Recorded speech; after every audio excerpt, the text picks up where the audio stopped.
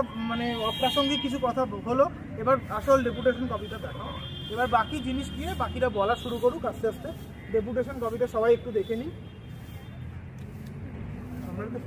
হ্যাঁ, এবার এক এক করে বলি। প্রথমে ক্লার্কশিপ আর মিসলেনিয়াসের পরীক্ষার বিষয় একটা খুব ইন্টারেস্টিং ব্যাপার হলো যে প্রথমেই আমরা এটা জিজ্ঞেস করলাম, স্যার রিভাইসড কিটা এত অ্যান্সার কিটা রেসপন্স যেটা সেটা আসতে এত দেরি হচ্ছে কেন? তা ওনারা কিছুটা রেগে গিয়েই বললেন যে স্টুডেন্ট পানিপথের প্রথম যুদ্ধ চ্যালেঞ্জ করছে, মানে 100টা কোশ্চেন 100টাই চ্যালেঞ্জ করছে। তো এগুলো তো এক প্রকার বদমাইশি। এতে কি হচ্ছে, এত কোশ্চেন চ্যালেঞ্জ হচ্ছে, এবার তাদের এটা দাবি।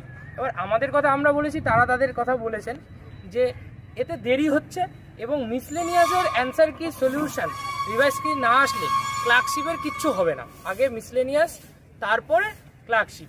এবার আসি ওবিসি কেসের জন্য এই দুটো পরীক্ষা কি হতে পারে না হতে পারে। প্রথমেই বলে রাখি,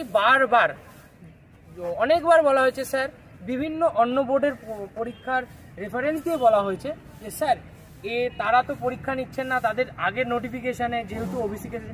তখন স্যার আমাদের আশ্বস্ত করলেন বারবার এটা বলে যে 23 সালের আগে যে পরীক্ষাগুলো হয়ে গেছে, বড় পরীক্ষা বলতে ক্লার্কশিপ আর মিসলেনিয়াস এবং বাকি যেগুলো আছে তার সাথে রিক্রুটমেন্টগুলো, হ্যাঁ সেগুলোর সাথে ওবিসি কেসের কোনো ক্ল্যাশ হবে না। এগুলো ইভেন কিছুটা এগিয়ে এটাও বললেন যে আমরা বললাম যে স্যার এটা তো আগেরবার স্যার বলেছিলেন, সেক্রেটারি স্যার বলেছিলেন যে 2026-এর মধ্যে। বলছে হ্যাঁ আমরা আপ্রাণ চেষ্টা করছি 2026-এর ফার্স্ট কোয়ার্টারের মধ্যে এই ক্লার্কশিপ আর মিসলেনিয়াসের রিক্রুটমেন্টটা করিয়ে দেওয়ার। এবার যেটা বলছি ডেসক্রিপটিভের সমস্যাটা নিয়ে বললাম, ওটা নিয়ে অনেকবার হ্যাঁ এটার মধ্যে আছে ডেসক্রিপটিভের পেপারের ইভ্যালুয়েশনটা, এটা অনেক ছাত্রছাত্রী ভুক্তভোগী হয়েছে। তা এটা নিয়ে বারবার বলেছি স্যার নাম্বারের কিন্তু প্রচুর ডিসক্রিপেন্সি হচ্ছে, কেউ 3 পাচ্ছে 50-এ, কেউ 49 পাচ্ছে 50-এ। হ্যাঁ এটা কিন্তু হয়।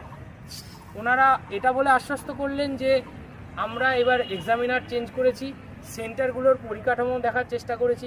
আমি এটাও বারবার বলার চেষ্টা করলাম যে খাতা ইভ্যালুয়েশন ডিসক্রিপটিভ পেপার লিখতে হয়, সেখানে টেবিল ভালো থাকে না, অন্তত বোর্ড একটা ট্রান্সপারেন্ট বোর্ড অ্যালাউ করুন। সেটাও বললো সেগুলো দেখা হবে। অ্যানালগ ওয়াচ কোথাও অ্যালাউ করা হচ্ছে, কোথাও অ্যালাউ করা হচ্ছে না। আমরা বললাম স্যার একটা ইউনিফাইড সিস্টেমের ব্যবস্থা করুন, যদি প্রয়োজন মনে করেন যে ঘড়ির প্রয়োজন হবে না তাহলে সবাইকে বলা হোক, কেউ আনবে না। আবার যদি সবাইকে অ্যালাউ করা হচ্ছে সবাইকে অ্যালাউ করা হোক। কোনো সেন্টারে অ্যালাউ করা হচ্ছে, কোনো সেন্টারে অ্যালাউ করা হচ্ছে না। এই ভেদটা, এই ডিসক্রিপেন্সিটা মানা যায় না। হ্যাঁ না হলে